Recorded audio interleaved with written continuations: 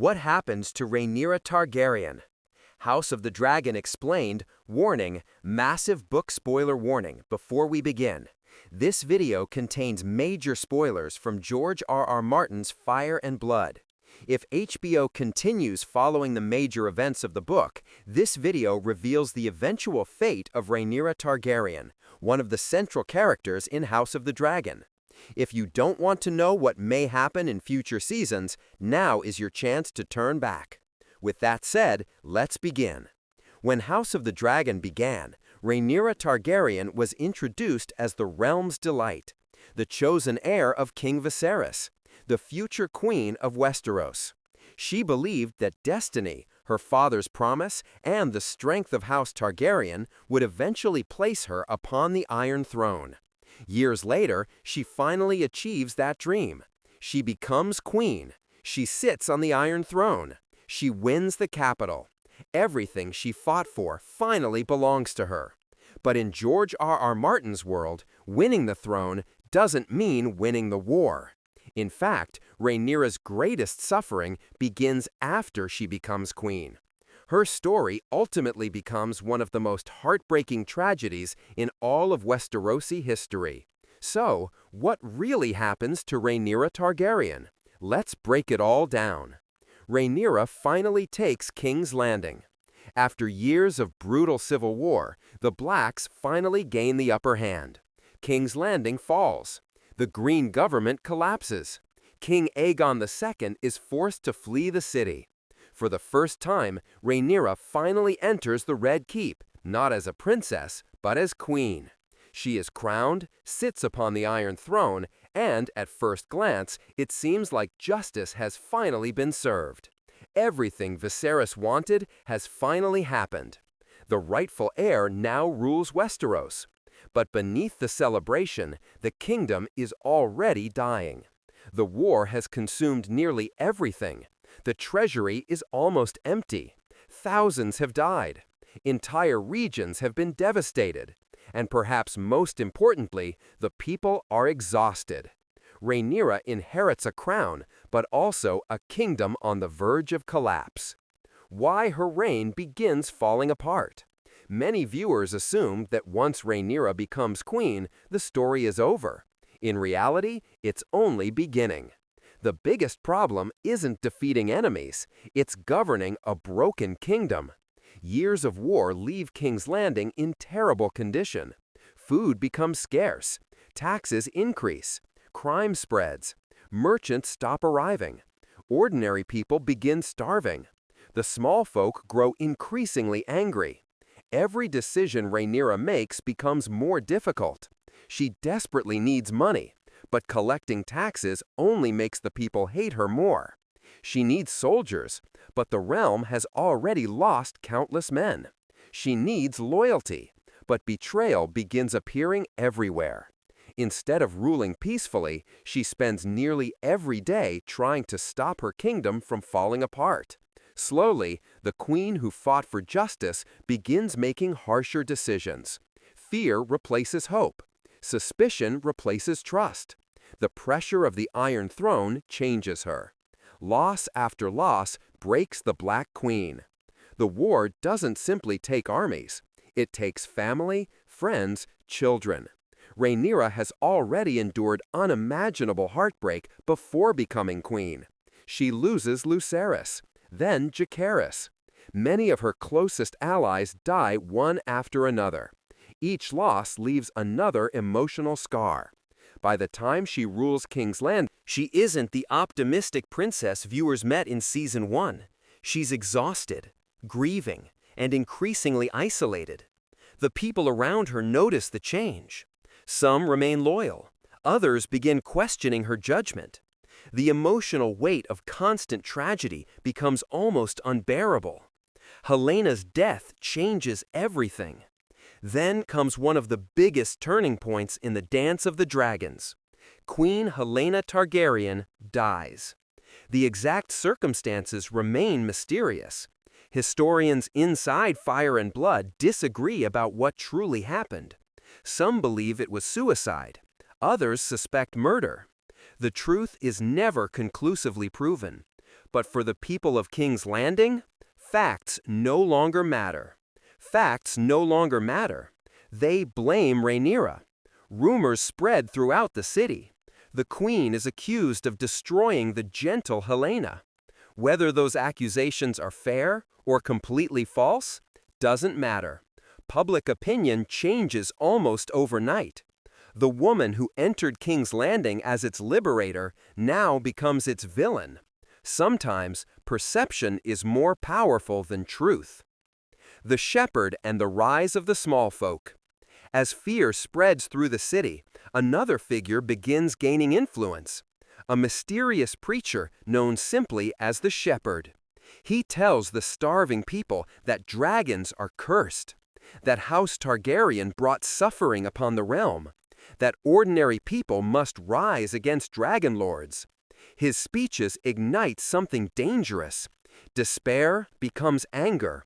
Anger becomes violence. Thousands begin following him. The city slowly transforms into a powder keg waiting to explode. Rhaenyra no longer faces only political enemies. She faces an entire population losing faith in its rulers. The storming of the dragon pit. Eventually, the impossible happens. The people of King's Landing march toward the dragon pit.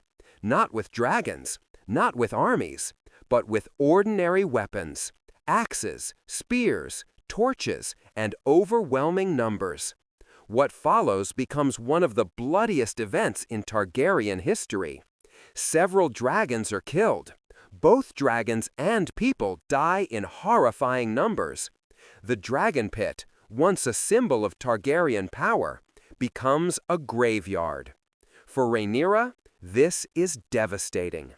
Dragons aren't just weapons, they're symbols of her family's strength.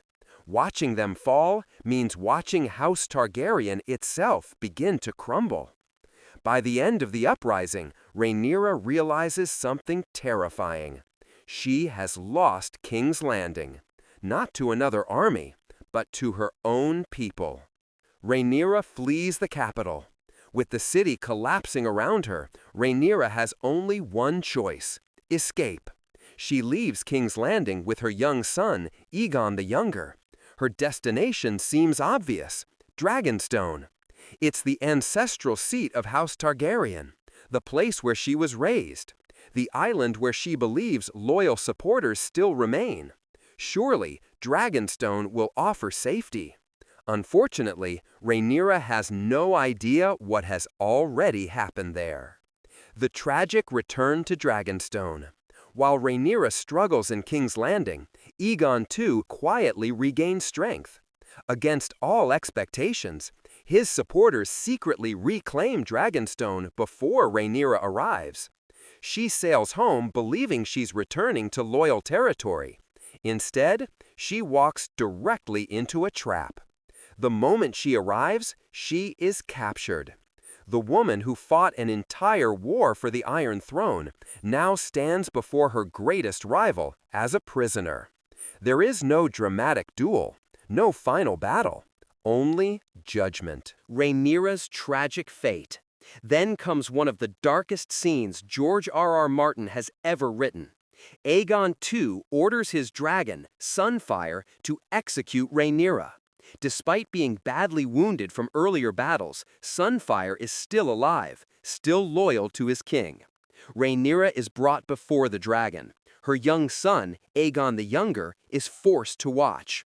In one horrifying moment, Sunfire breathes fire before devouring Rhaenyra.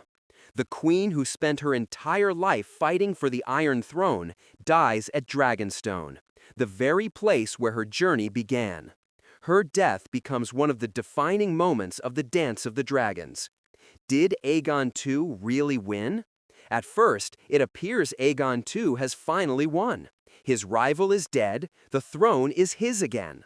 But his victory doesn't last. The kingdom remains devastated. Support continues disappearing. Many lords no longer trust him. Not long afterward, Aegon II dies after being poisoned under mysterious circumstances. To this day, historians debate exactly who was responsible. Ironically, the throne eventually passes to Aegon III, Rhaenyra's surviving son. In the end, neither side truly wins. Both Greens and Blacks lose almost everything. The dance destroys dragons, families, cities, and permanently weakens House Targaryen. Could House of the Dragon change this ending? Now comes the biggest question. Will HBO follow this ending exactly? The answer is probably the major events, yes, but the details may change. The television series has already expanded characters, changed timelines, and added emotional moments that weren't fully explored in Fire and Blood. So while Rhaenyra's overall fate may remain the same, how she reaches that ending, the conversations, the relationships, and the emotional journey could be very different. That's one reason even book readers continue watching. The destination may be familiar, but the path can still surprise us. The hidden tragedy of Rhaenyra. Perhaps the saddest part of Rhaenyra's story isn't how she dies. It's what she loses before that. She loses her father, her children, her closest friends, her dragons, her kingdom, and eventually even the love of the people she fought to rule. She finally sits upon the Iron Throne, only to discover it cannot heal grief. It cannot restore family, and it cannot undo the terrible cost of war. In many ways, Rhaenyra wins exactly what she always wanted, only to realize it was never enough. Final thoughts. So, what happens to Rhaenyra Targaryen? She fulfills the dream her father gave her. She becomes Queen of the Seven Kingdoms. She finally claims the Iron Throne after years of sacrifice and bloodshed. But her reign is brief. Her kingdom collapses. Her people turn against her. She loses King's Landing, returns to Dragonstone seeking safety, and meets one of the most tragic endings in all of Fire and Blood. Yet, history doesn't end with her death. Although Aegon II defeats Rhaenyra, his victory proves hollow. He rules only briefly before dying himself. In the end, it is Rhaenyra's son, Aegon III, who inherits the Iron Throne. Perhaps that's George R.R. Martin's greatest lesson. In the Dance of the Dragons, there are no true winners, only survivors.